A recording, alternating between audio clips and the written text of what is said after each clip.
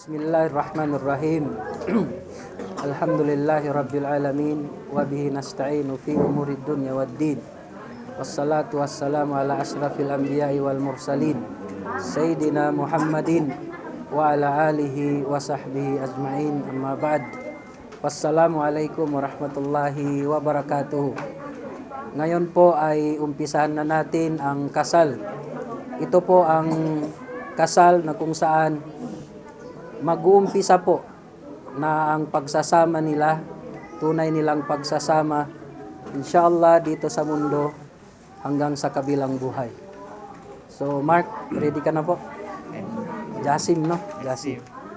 So bago tayo magkasal, dapat sumunod ka muna sa akin. Ashhadu alla ilaha illallah wa ashhadu anna Muhammadan abduhu wa rasuluh.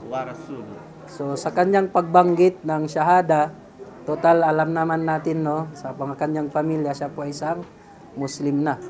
Kami po ay natutuwa at nagpapasalamat po sa kanyang pamilya, lalong-lalo na sa kanyang dalawang magulang, kahit siya po ay pumasok sa Islam ay tinatanggap niyo po. At saka welcome po siya sa amin lahat. At sa hindi lang sa pamilya ng Albi family, pati po sa pamilya ng Muslim, welcome na welcome po sila. Kaya kung sino man po, mga pamilya niya rin na nagnanais maging ang pananampalataya ay Muslim, ay mabukas po ang pintuan ng Islam.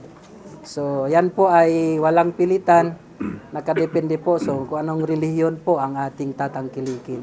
So dito sa amin, ganito po ang utos sa amin sa Islam, na walang pilitan, bagkos tayo ay magrespetuhan, tapos tayo ay magmahalan bilang isang kapwang tao. Wala po pinagkaiba, no? Christian at saka Muslim, maliban na lamang sa pagtanaw kung sino yung tunay na Diyos, no? Ganun lamang. So alhamdulillah, ngayon umpisa na natin. Alhamdulillahi Rabbil Alamin. Innal hamdalillah nahmaduhu wa nasta'inuhu wa nastaghfiruhu wa natubu ilayh wa na'udzu billahi min shururi anfusina wa min sayyiati a'malina may yahdihillahu fala mudhillalah wa may yudlil fala hadiyalah. Asyhadu an la ilaha illallah wa asyhadu anna Muhammadan abduhu wa rasuluh. Amma ba'd. Ibadallah, ittaqullaha subhanahu wa ta'ala faqad fazal muttaqun. Wa qala Allahu azza wa jalla ya ayyuhalladzina amanu taqullaha haqqa tuqatih wa la tamutunna illa wa antum muslimun. Ya ayyuhan nasu taqu rabbakumul ladzi khalaqakum min nafsin wahidah wa khalaqa minha zawjaha wa batha minhuma rijalan katsiran wa nisaa wattaqullaha alladzi tasaaluna bihi wal arham innallaha kana 'alaikum raqiba. Ya ayyuhalladzina amanu taqullaha wa qulu qawlan sadida yuslih lakum a'malakum wa yaghfir lakum dhunubakum wa man yuti'illaha wa rasulahu faqad faza fawzan 'azima. Wa ya ma'syaras syabab man istata'a minkumul ba'a falyatazawwaj. Astaghfirullah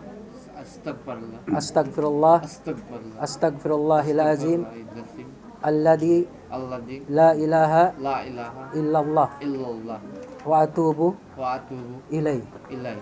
Mark, ngayon po sa kapahintulutan ng ama ni Heba na ang aking uncle na si Biting Albi, ipapakasal niya ang aking pinsan o ang kanyang anak na si Heba Albi sa iyo na sa dori at sa mahar na inyong pinagkasunduan bilang tanda ng iyong pagmamahal sa kanya, at siya'y magiging asawa mo dito sa mundo at sa kabilang buhay, sa hirap at sa ginhawa, alang-alang kay Allah at alang-alang sa sunnah ni Propeta Muhammad sallallahu alaihi wasallam. Amin. Tanggap. Tinatanggap ko na maging asawa si Heba sa hirap at ginhawa sa mundong ito hanggang magkabilang buhay. Mashallah. So yan na. So narinig na natin. So yun, tanggap na ni Mark, ni Jasim, na si Heba nasa anak ni Biting Albi. na kanyang asawa. Dito sa mundo, maging sa kabilang buhay. Allahu Akbar. Ganun lang po kasimple yung pagkasal sa Islam. So, alhamdulillah, ngayon po si Heba ay yung ganap ng asawa po. Alhamdulillah. So, mubarak. Congratulations. Barakallahu lakuma. Wa baraka alaikum wa jama'a. Oh, pwede ra iba ng tanong.